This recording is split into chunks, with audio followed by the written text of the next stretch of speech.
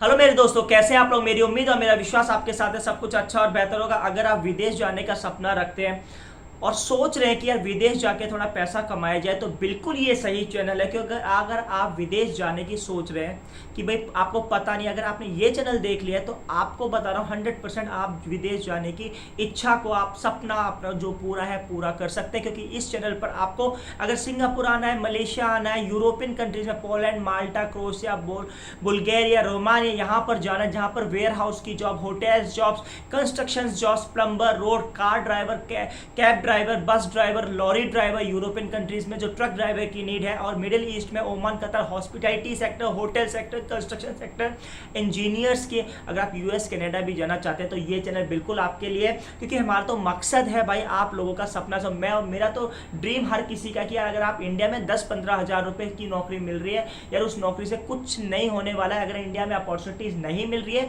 विदेश जाके labour job भी आपको करना पड़े तो करो। क्योंकि 50,000 से 1 लाख रुपए आराम से आप कमा सकते हो। अगर आपने 10 साल काम कर लिया मेहनत करके और 1 करोड़ रुपए आपने बचा लिया, इन फ्यूचर आपको काम करने की जरूरत नहीं, पैसा आपको पैसा बना के देगा। और आप जब आपके पास पैसा होगा तो टेंशन फ्री लाइफ होगी। और अगर आप 25 साल की आज एज है, अगर 35 साल के बाद आपके पास 1 करोड़ रुपए की वेल्थ है, तो इन फ्यूचर आप अच्छी से लाइफ अपनी फैमिली की आपको और अपनी फैमिली को बहुत अच्छी हैप्पी लाइफ दे सकते हो।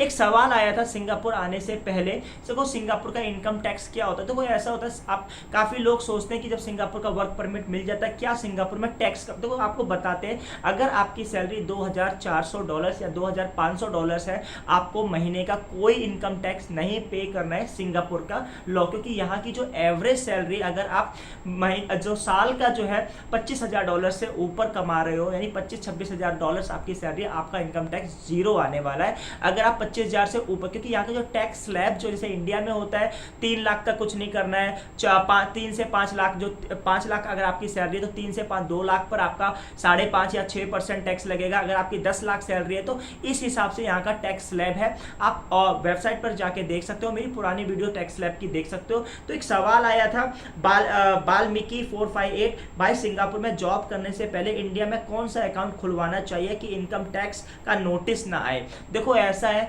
आप सिंगापुर में जॉब करने के लिए आ रहे हो, बहुत अच्छी बात है। सिंगापुर में किस तरह के वीजाज वगैरह होते हैं मेरे चैनल की वीडियोस में देखो। क्योंकि आपका क्या कमेंट से मैं आपका वीडियो जोड़ के, इनका भाई का कमेंट था, वो सोच रहे कि उनको अगर सिंगापुर इंडिया में कौन सी बैंक का अकाउंट का, ताकि आपको इनकम टैक्स का नोटिस ना आए। तो देखो आप जिस कंट्री में काम कर रहे हैं उस कंट्री में टैक्स पेयर हैं, आपको अपने इंडिया में कोई टैक्स देने की जरूरत नहीं है। हाँ, आप अगर आप जितना कमा रहे हैं, अगर आपने इंडिया में अपने नाम से कुछ प्रॉपर्टीज वगैरह लिए तो उसका टैक्स भले लग सकता है। लेकिन आप अगर सिंगापुर में किसी भी कंट्रीज में कमा रहे हैं और आपका पैसा अपनी फैमिली को एज अ गिफ्ट दे रहे हैं, कोई टैक्स नहीं लगने वाला है। अब देखो इनका जो सवाल है, भाई सिंगापुर में जॉब करने से पहले कौन सा अकाउंट खुलवाना चाहिए कि इनकम टैक्स का नोटिस ना आए। तो देखो ऐसा है, जैसे आप सिंगापुर में काम करने के लिए आ रहे हैं, आपकी सैलरी $2,500 है, तो सिंगापुर में टैक्स स्लैब आपका जीरो बनने वाला है। तो सिंगापुर में आपका टैक्स, क्योंकि जो मिनिमम सैलरी 2,500 से ऊपर है तब आप टैक्स स्लैब में सिंगापुर में आते हैं।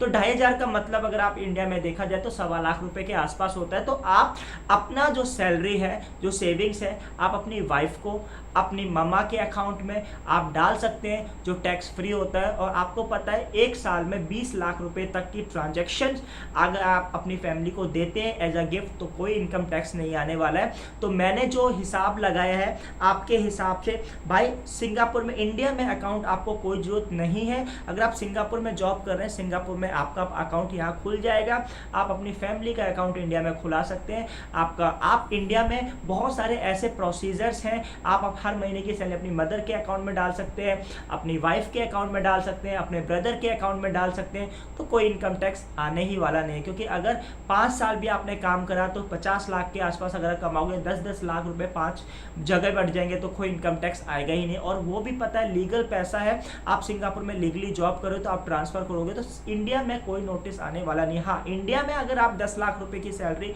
गेट कर रहे हो तब आपको इनकम टैक्स पे करना पड़ेगा। आई होप सो वीडियो अच्छी लगी होगी। वीडियो अच्छी लगी like share subscribe. Thank you for watching this video.